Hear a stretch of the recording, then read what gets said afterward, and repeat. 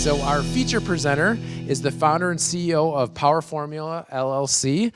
He helps individuals and organizations find the most important LinkedIn features and tactics, and then helps them apply them to their situation to get real results on LinkedIn. So he's the best-selling author of The Power Formula for LinkedIn Success, now in its 3rd edition, and is a nationally recognized LinkedIn consultant, speaker, and trainer. So one thing you might not know about our feature presenter is that he is a certified public accountant and still holds his license after almost 35 years. So LinkedIn accountant, yeah, he's in one big package. Yeah, exactly. I'm not going to scare you away, though. It's going to be good. So today he's here to share what steps you should take each week in just 1 hour to get LinkedIn results. So without further ado, give a warm Business Accelerator welcome to Wayne Breitbarth. All right. Okay. Thank you, Chris. It's great to be back at the Dream Bank. It's always fun to be here. I love the people that come, and I love all the people online that are joining us today. I've got some really cool stuff for you about LinkedIn and sort of how to really get some results and have a plan. I've been teaching LinkedIn for 10 years now, and over those years, I went from just showing people how to do their profiles to helping salespeople how to figure out how to find customers and nonprofits and you name it. But what I get from a lot of people is, Wayne, it's such a complex tool with lots of opportunities, but can you just give me a plan? And that's what we're going to do today. So today I'm going to show you what you should be doing on a weekly basis as it relates to LinkedIn to get some results, okay? And it's 1 hour a week. And that's this handout that we're going to go through in detail, the LinkedIn Game Plan for Success. And I'll take you through those steps. And we'll have time for Q&A, so be sure to have some questions at the end. I'd love that. I actually enjoy that part a ton. Okay, so let's get started with a little bit about where's LinkedIn as we stand here in 2018. You know, what's the status? What's been changing? What's been going on? So Microsoft bought LinkedIn a year ago, and we all woke up last year about this time, and we booted our computer, and we go, what? That's my LinkedIn? I want the old one back. I was getting so many emails wanting to take me back to my old LinkedIn. I don't like the new one.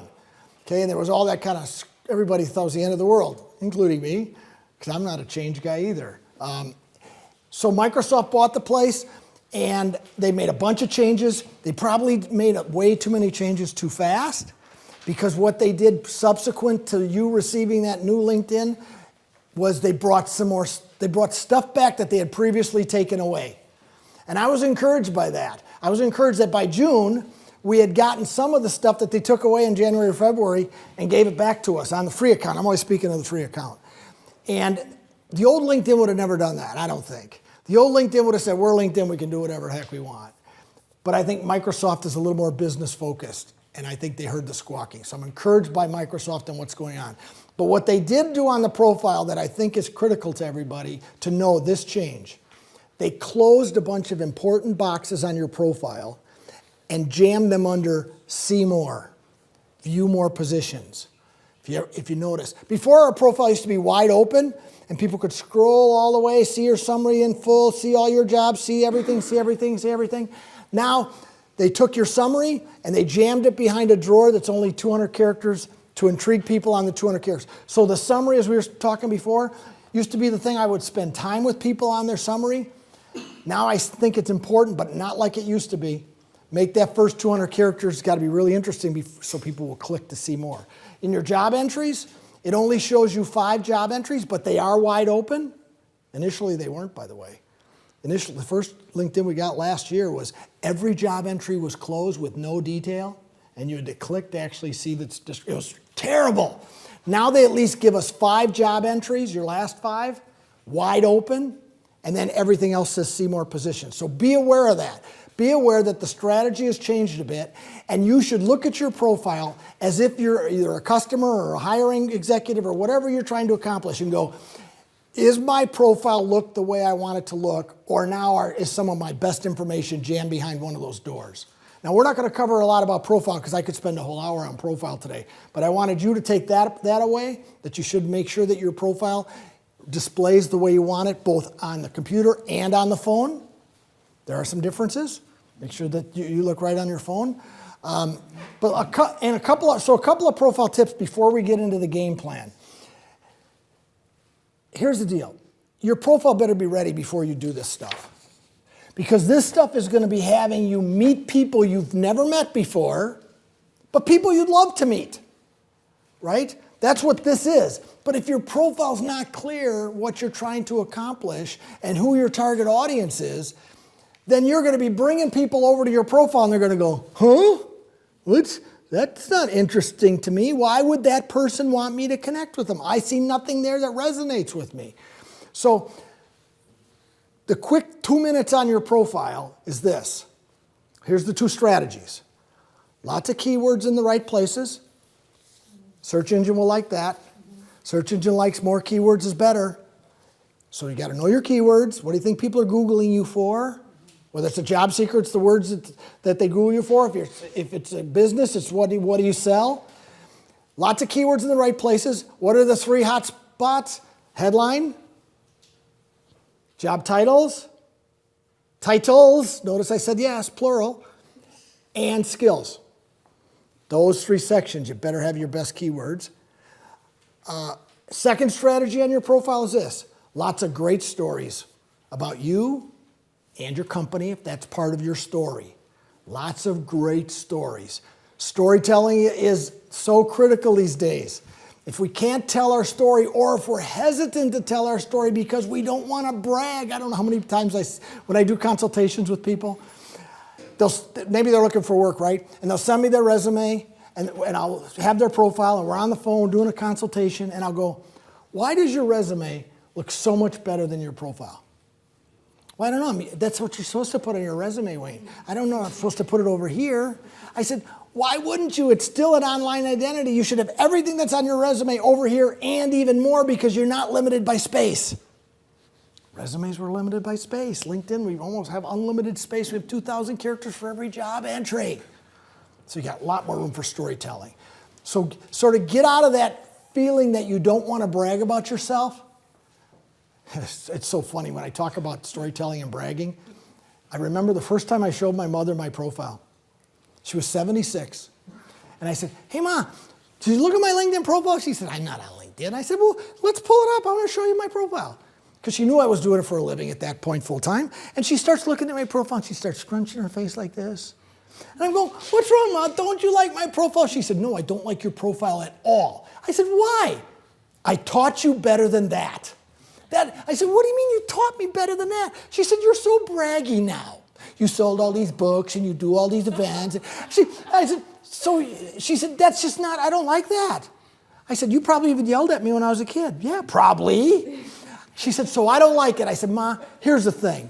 If people don't call me because my profile doesn't look as good as the other people that say they do LinkedIn training, consulting, right? If they don't call me because I don't stand equal or better than them, I don't pay for the fish fry tomorrow night, now do I? Right? I usually buy the fish fry when I go up there, take my mom and dad out to eat. So she didn't quite get it that day, but check this out. She got it about 4 years later, and that was last summer. She sends me a text and goes, this weekend when we talk on the phone, I want you to ask me about your dad's new weed whacker. Okay, hey, Ma, how you doing? How's Dad? Dad, great. Tell me about your weed whacker thing. We want to talk about that. She said, well, I want to tell you how I bought the new weed whacker for your dad. And I said, good, what'd you do? And she said, well, I went online now. You know, that's what I do. I have 3 tablets, one for this. I said, yes, I know, you got 3 tablets, Ma. She said, well, I pulled my tablet up for my Googling. I said, okay, and what did you? And she said, I Googled weed whackers. And then I just started reading reviews. And I thumbs up and stars. I could tell the best weed whacker from all the reading I could do. And then I found that model number and I punched it into Home Depot and I got the price, and I punched it into Lowe's and I got the price, and I ordered the best weed whacker for the best price, and it showed up and he just loves it. I said, oh, okay. So you did all that work online and you had to read the reviews and the recommendations, and that helped you decide what to do, right, Mom? Oh, yeah. I said, remember when I showed you my profile and you didn't like it? Weed whacker. That's what I said. I said, weed whacker. I said, that's how people compare me too, Ma. They want to read those recommendations. They want to hear about the 100,000 books. I said, it's the same thing. And so she sort of got it, right? So the point is, if you don't stand tall, and the easiest way to find out if your profile is spot on, do this. Two things you can do. Find a client that loves you. A client that you have a good relationship with, a couple beers, lunchtime kind of friend, right? And say, you know what? Will you look at my profile and let me know that if you didn't know me, would you call me, or would you want an email from me about what I do to help you? Or don't I look good enough? I want you to be very critical and say, would my profile encourage you to want to get a hold of me? Right?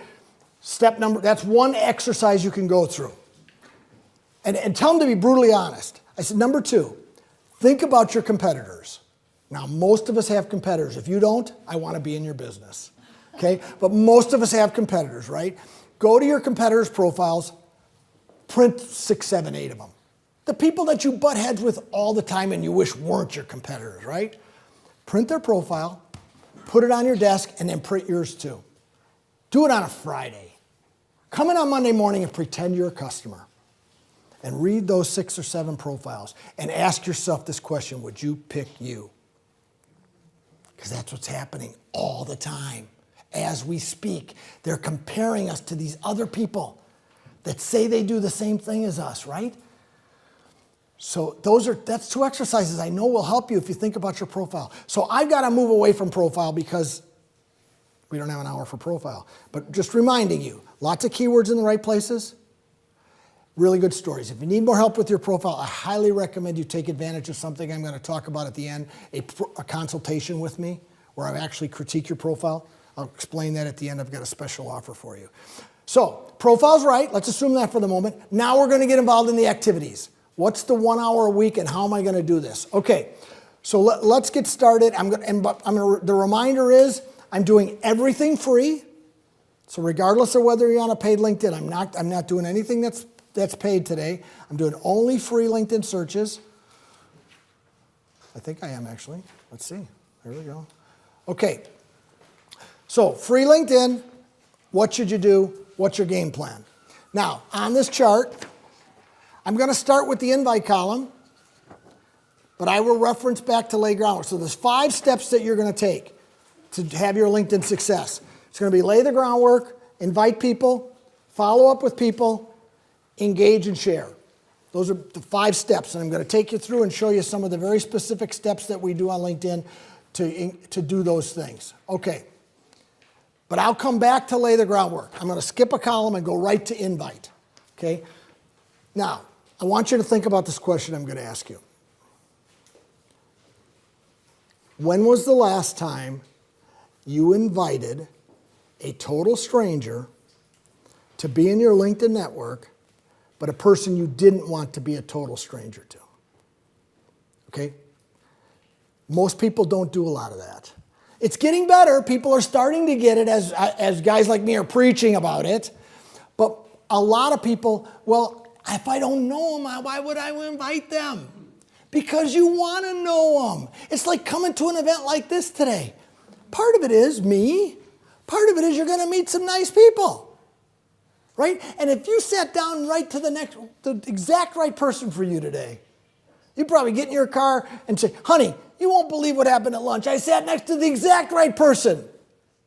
We already have a meeting for next week. I think she's going to buy from me or she's going to hire me. We can find the exact right people on LinkedIn. It's simple. There's 530 million people here now. 530 million. And they have LinkedIn profiles. So don't be afraid to start meeting some strangers who you don't want to be strangers. Now, how do we find strangers on LinkedIn? There's lots of ways. And that's the invite column. I'm going to show you just a few of these techniques. I'm going to show you the harder ones to find. Okay? I'm going to show you the ones that people don't understand or have never found the right button. On how do we find the right people on LinkedIn? How do we make the search engine work for us? Okay? Let's talk about the one that people should be using the most, and that's called advanced people searching. When you put your cursor in the search box, proactively click. Okay? The menu comes up. Click people. Once you click people, you're now into the database of LinkedIn's looking for some people for you. Not jobs, not groups, people. Now, you're going to have one or two, you're going to have one, it could look different for you. I've got my filters on the right-hand side. You may have your filters up here. That seems to be the newer version where the filters drop down up here, but they're the same filters. Okay? But that's the part, this is the part of LinkedIn that drives us all crazy, is that you got one and I got this. And why? I can't even sit next to my best friend and do the same thing and tell her to click over here. That's just LinkedIn. It's what we get to live with. Okay, so yesterday I was doing a consult with somebody who called on logistics people, right? They sell services to logistics people at larger corporations. And I said, so, okay, 530 million people. Who do you want to find? Well, that's your job, Wayne. How do I get in this thing? Well, you typically get into this thing by going over here and going to the title line. Okay? If I put logistics, comes back with 500,000 people. And if I want to tighten it up by even more than that, I might put VP of Logistics or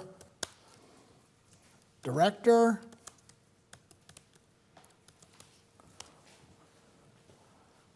$28,000. Okay? And if you want to tighten that down by, let's say, the ones in Madison, because you don't really want to travel, you've got enough business around here and you would like to stick around here, these are the 23 people that have that exact title in their profiles around Madison. If I want to add another city, if I want to branch out to Chicago, I can add those people. There's 662, right? So LinkedIn is just trying to find the right people for you, but you got to know what to do, and you got to use some Boolean search logic like this. Capital O, capital R. That means I want one or the other. Got to capitalize that. If you don't capitalize it, it's not going to work. LinkedIn follows what they say very close to Boolean search logic. They're not saying it's perfect, but they're saying very close to. And that's a Boolean. What are the couple of other Boolean operators? And, not nor, and quotes around two words like real estate, office furniture. You might put quotes around those so that it finds those two words exactly. Just play around with it. Just play around with it. Now, once you've done this search, you can then come back to the wildcard box and drop in another word to tighten the search down by a person who has that another tighter word in their profile so the list is smaller. Or you could do this. Think about coming over here and clicking second. So I went from 662 to 25. But that 25 is better than the 662. Why? Because every one of those 25, I've got friends that know these people. That's the power of LinkedIn, okay? Start thinking of that as LinkedIn is as simple as this huge database where we can leverage relationships that have always existed but we couldn't see. Now we can see them, right? This relationship with these people and this guy, maybe it's been for years, but I couldn't see it. These are my friends, but they're also Brad's friends. That's the power of LinkedIn, my friends. Okay, so what do you do with that? Well, let's just look at this for a second. Can we connect with these people? Sure. Connect button's there. Should we connect with them? Well, I hope you're going to say maybe. Maybe I should connect with these people. That's why I want to get you to either maybe, and after you do a little more research, you go, I need to meet that dude. I got to make that happen. And the way I would go about that is I would look at Barbara's profile and I would spend time on it and see if she's described what she does or what she has done. And I might even call one of my mutual friends here. That's why they're there. That's why LinkedIn shows you those mutual connections. Not just because it's sort of nice that they're there. It's meant to be so you go, hey, Mark, how are you? Right? Mark's my first friend. And if Mark says, well, I don't know Barbara Mooney from Dean Foods. Well, she's in your LinkedIn. Well, I don't know everybody in my LinkedIn, Wayne. Sorry. Have a nice day. Don't let that frustrate you. We keep moving on. Marty, how you doing? I'm doing great. Or send an email. I don't care how you do that. I just want you to find out if your friend really knows that person. And if Marty says, yeah, I'm good to go. Wayne, I know her. I know her well. We're good friends. You go, yeah. Now we're cooking, right? Now we got a chance to make something happen with Marty in between. Now I can tell you what Marty doesn't want to do. He he doesn't want to have a meeting. He doesn't want to have cups of coffee or go to Badger games or sit, or he's too busy for that. So the 3 questions you'll typically ask your referral source. These 3 questions, you ready? Write these down, I would. Number 1, do you know them? Because if they don't, you move on, just like we did with the first one, right? Number 2, you see any reason why they wouldn't have a conversation with me and hear about what I do and how I might be able to help them? And that question is basically to go, listen, his boss will never let him spend any money on stuff like that. I know, he complains all the time. Or his sister-in-law does that very thing, Wayne. You're barking up the wrong tree. Forget it. What is the second question? So second question is, do you see any reason why she wouldn't want to hear from me and hear about the way maybe I've helped your company? I could help hers. See any hurdle that you see in me reaching out to her because you go, I'm not interested in that, right? Because you've already done the research on her profile and you say to her, she should want to hear from me, right? But then you might find something out that he knows about her, right? Third question, can I use your name in our relationship when I reach out to her? Can I use your name in our relationship? Now notice I didn't say when I connect with her. I didn't say when I connect with her because I might not use LinkedIn. LinkedIn is always the research tool, not always the communication tool. And my tip-off is usually something like this. That will usually tell me what to do, or a really sparse profile will sometimes tell me, forget it. Use a telephone, look for their email, use it, try to use it to an outside tool. I use Scrape. In this case, it didn't find her email address. So what's Scrape? Scrape is a Google Chrome extension download, SKRAPP. It's free. It will put a red find email box on everybody's profile as long as you use LinkedIn in Chrome after you've downloaded Scrape. But if I see that they don't look like they're a LinkedIn user, that's the point I'm trying to get to, right? Do they look like they're on this thing once a year? Or they look like they're on there every week or so? And usually this will tell you and how busy they're, how much information they've shared on their profile, right? Because otherwise you're going to waste your time. I got a note the other day from a guy said, Wayne, this is the person I've been trying to get a hold of. And he sends me the link to this person's profile. It's a president of a really sizable company. And I said, I sent a connection request a month ago and I haven't heard anything. I said, well, look, 38 connections?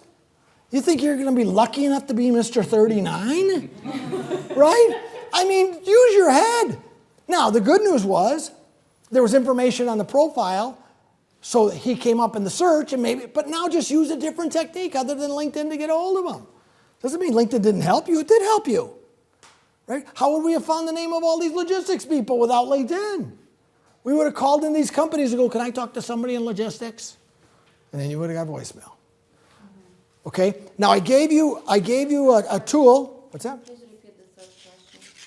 Oh, the third question is, can I use your name and our relationship when I reach out to them? That's the third question. Okay, now one of the handouts you have today, and also the handouts we've included with today's broadcast, is my LinkedIn communications templates. At the bottom of this page, the front page, there's 3 examples of really nicely written connection requests. Anybody know how many characters you get on a connection request? 300. It's 300 characters. You got to be very succinct. But this is where people will sometimes go wrong. They will hit this button right here. Or they will be using their cell phone and they'll be all excited. Oh my gosh, it's the lady from Teen Foods. And what does she get in her inbox? Nothing? A connection request, of course, but nothing on it. Or, I'd like you to join my network on LinkedIn. Something silly like that. And all she's thinking is spam with a capital S. Instead of, Marty Gilbert suggested we connect. Oh, Marty did? Because I did my homework. Marty said it was fine. Marty knows her.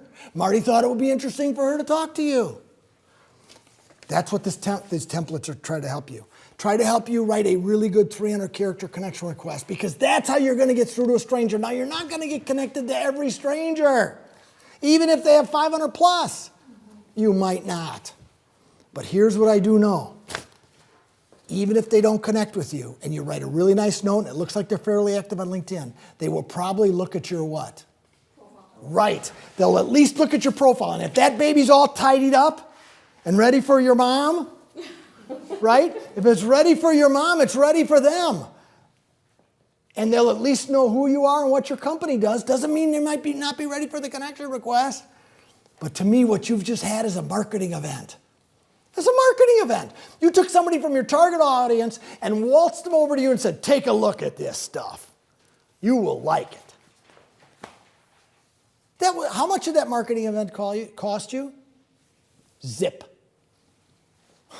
Is there a better tool around than that? A marketing event from somebody in your target audience and you caused it? Hello.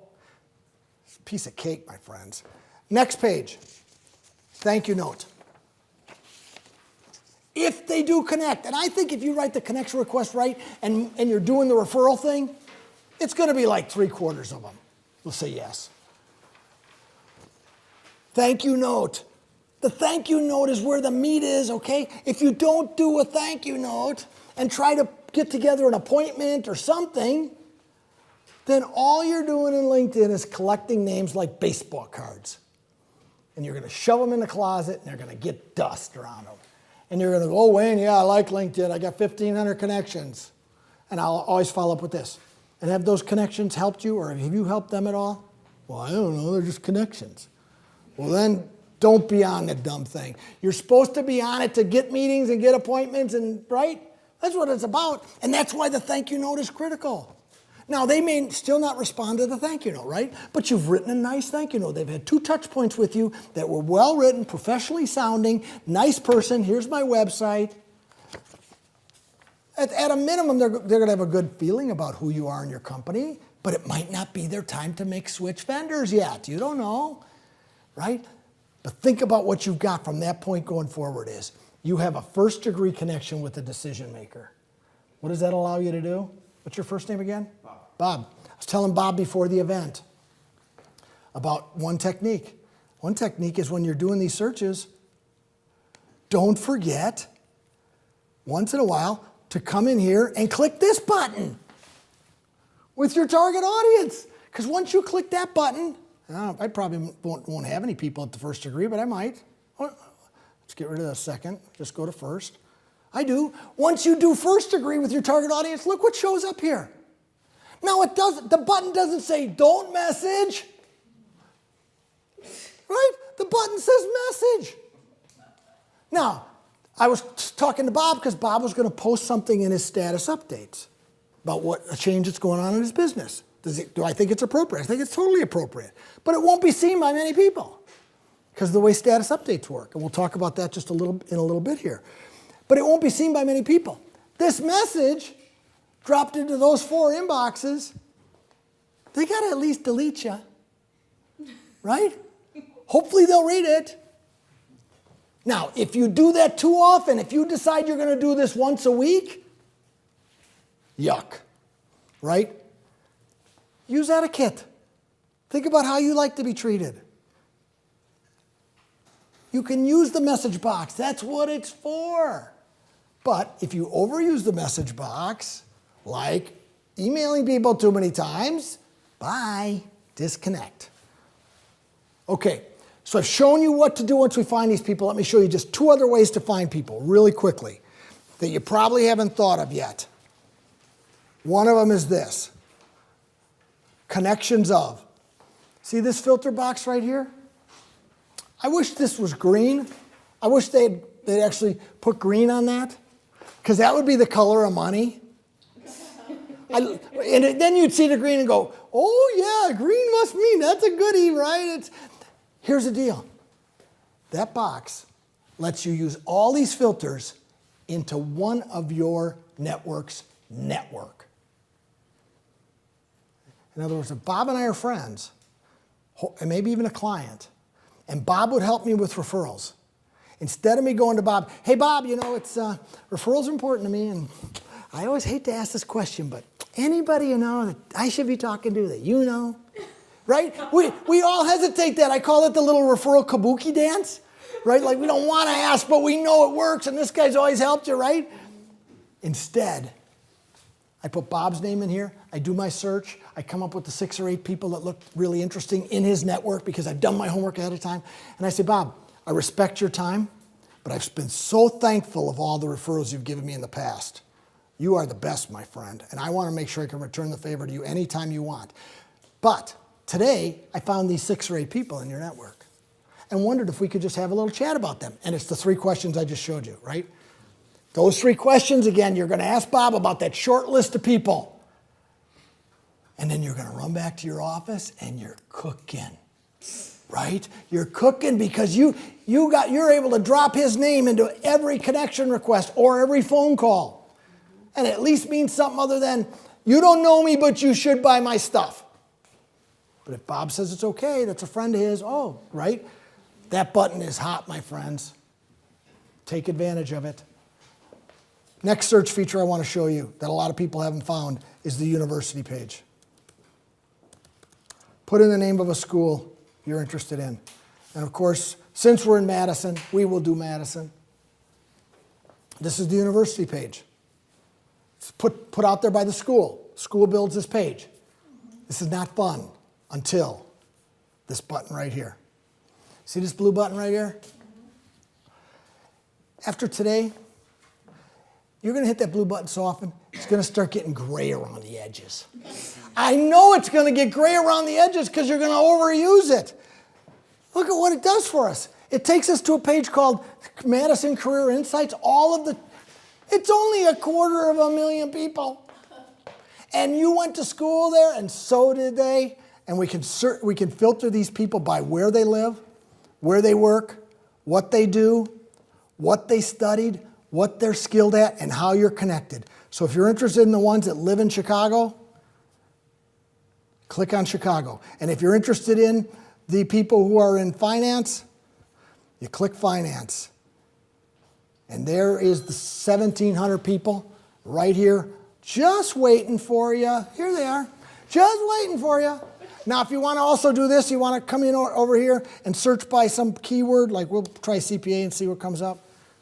So only 4 finance people have the word CPA. There they are. We can use the keyword box. I call it the wildcard box. We can also use dates. That's pretty cool. This is all for free. This tool is sitting there for free. Most people don't know it exists. I have one client, this is the only thing they do on LinkedIn.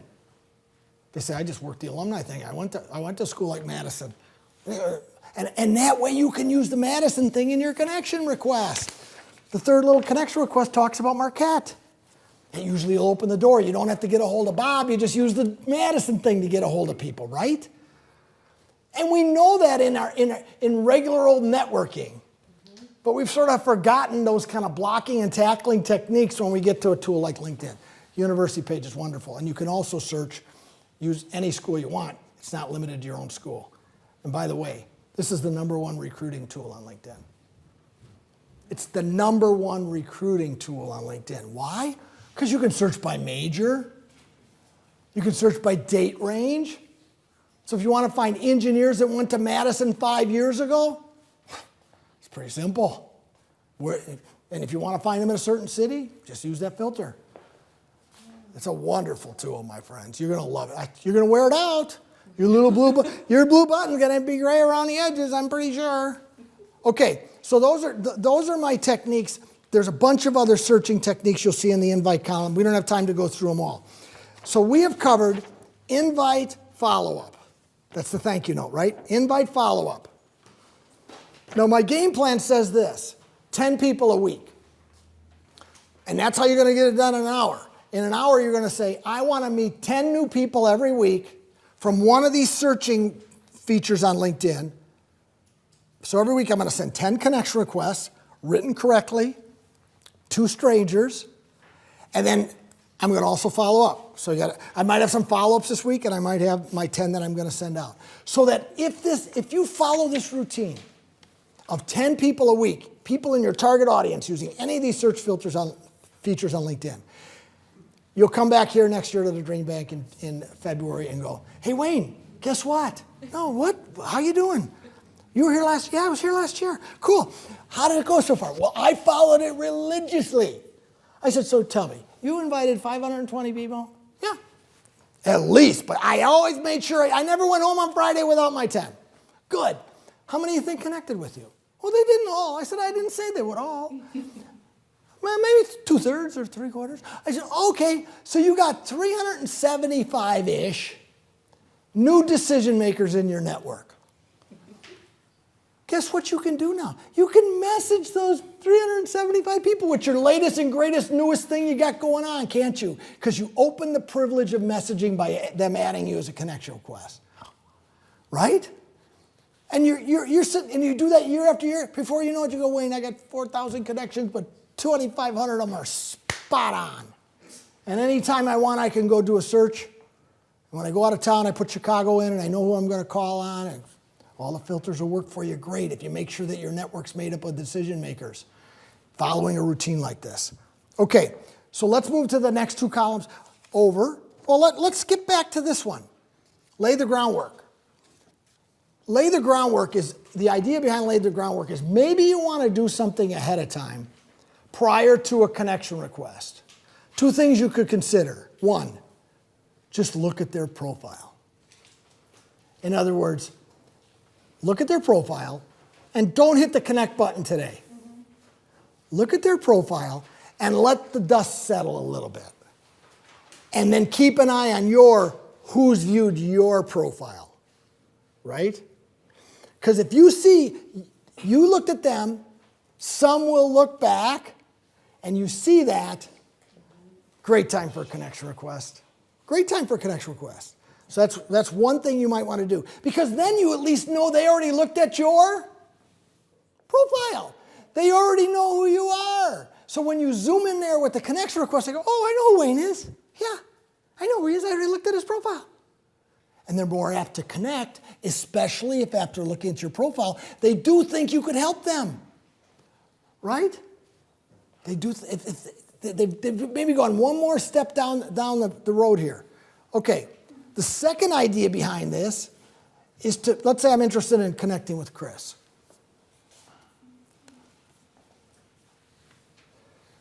The idea behind this is to spend some time on a person's profile. Of course, now I've looked, that step's done. But see if that person has posted any information or shared any information. And to the extent that they've written, this is a written article, this is a written article, this is a sharing of articles. If somebody has taken the time to write the articles, that means it's important to them and they took a lot of time to do it. And if you want to get their attention prior to a connection request, why don't you try this? Share the article, hit the share button right from the article, and then go over here and say, this is an outstanding, watch this, I don't want you to miss this, @ Chris Rudolph, click. Thanks for taking the time to share. Hit the share button. Is it okay for me to do that? He's going to give me a big hug. Why? Because what just took place? What did I just do by doing that? Especially with the @ sign and grabbing his name. Because I let him into my network, didn't I? I basically opened my door and said, Chris, I like what you wrote. You're a good dude. We're friends. I'm going to open the door to my 18,000 people. Some will see it. And not only that, some will see the article, but they'll also see your name is blue. Mm-hmm. They may click that blue name and go right to your... Right.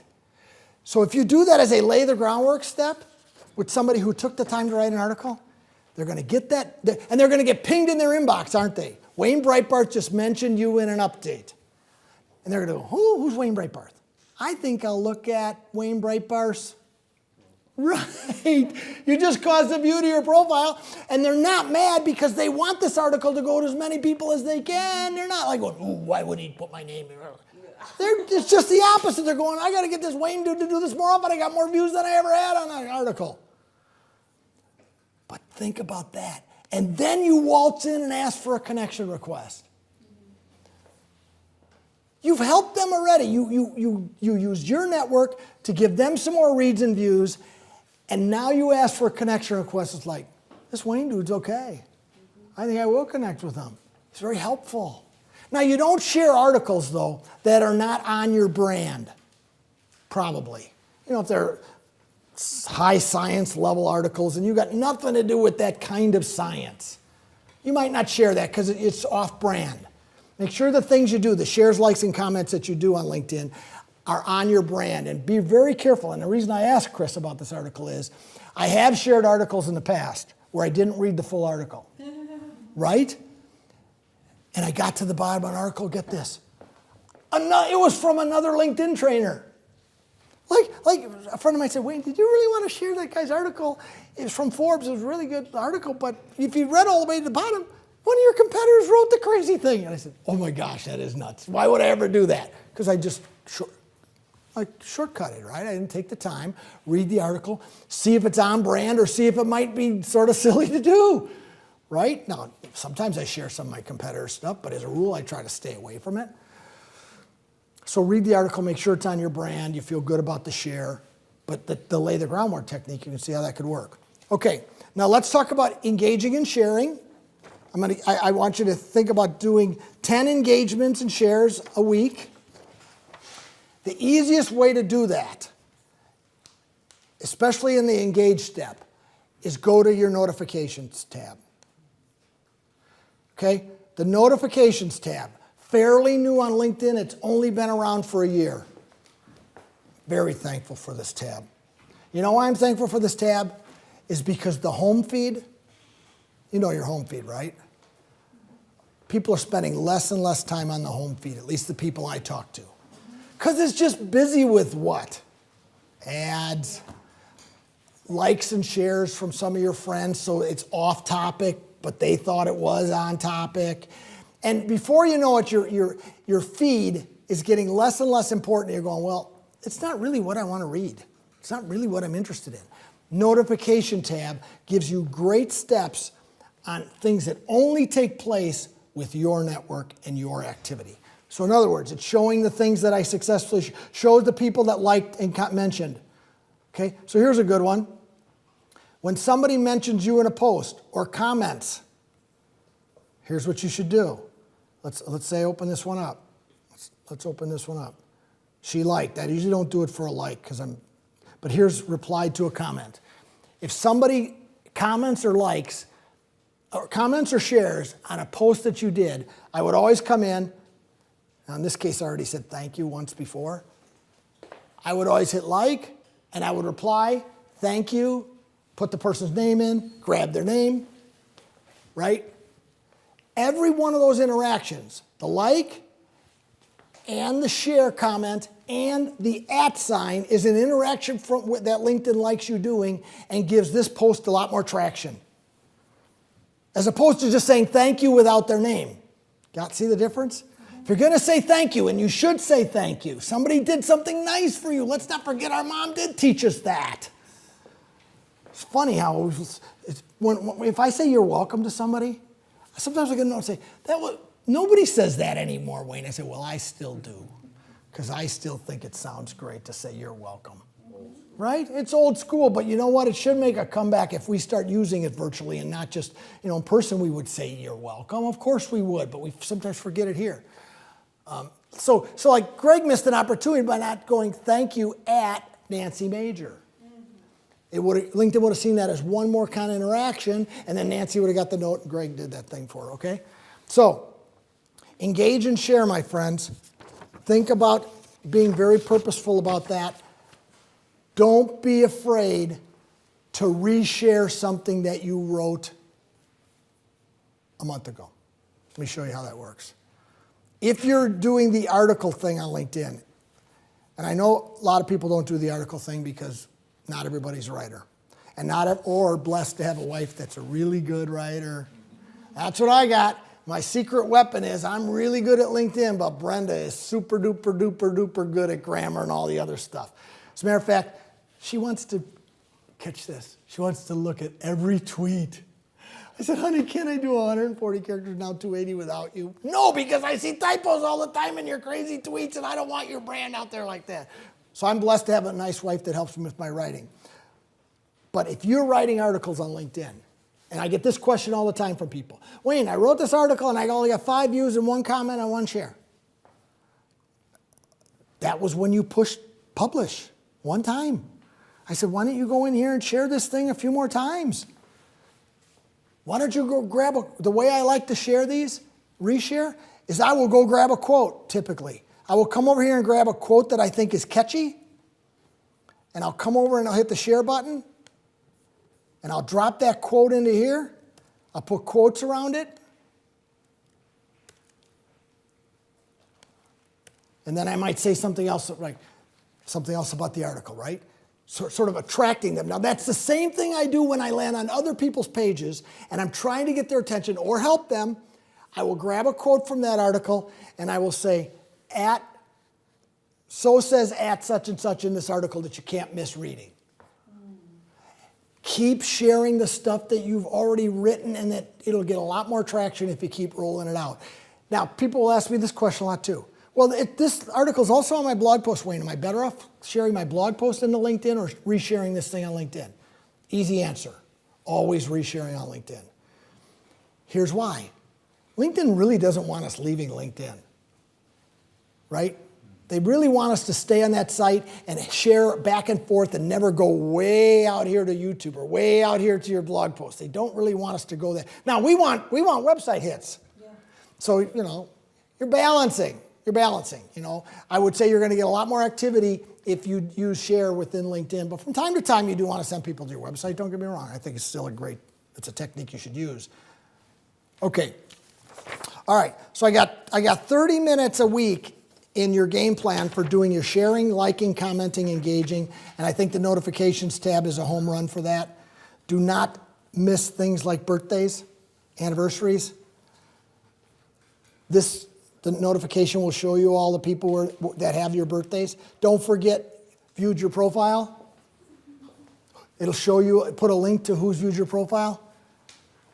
It's the #1 rated feature on LinkedIn, by the way. What? What's the #1 rated feature on LinkedIn? Who's viewed your profile? I do a survey of all the people that are on the email list. If you're not on my email list and you're in the audience, be sure to leave this, fill this out before you leave, and check the first box. But I do a survey every year asking what their favorite features are on LinkedIn. For the last 4 years, the #1 rated feature is who's viewed your profile. 4 years straight, no, without question. Now, some people call it the creepy, stalking. That's what it is. But I think one of the reasons that it's the #1 rated feature is because none of the other social media sites have it, right? You can't see that on Facebook. We can't see that on Pinterest. We can't see it on Instagram. It doesn't show you who just viewed. On LinkedIn, we get that. So it tends to be, first blush, it feels a little creepy. But here's the point.